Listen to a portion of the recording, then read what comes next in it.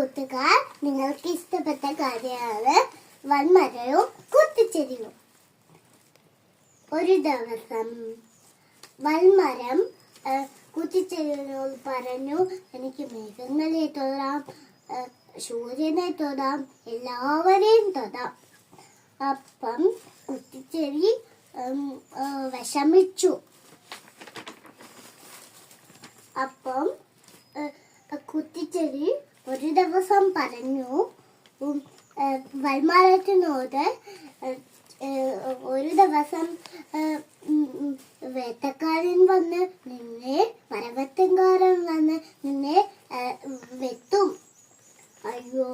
അപ്പം വൻമരം പറഞ്ഞു, കുത്തിച്ചെടിനെ പോലെ ചെറുതായ മതിയായിരുന്നു. ഞാൻ പറഞ്ഞ തെറ്റ് എനിക്ക് അന്ന് കേൾക്കണം.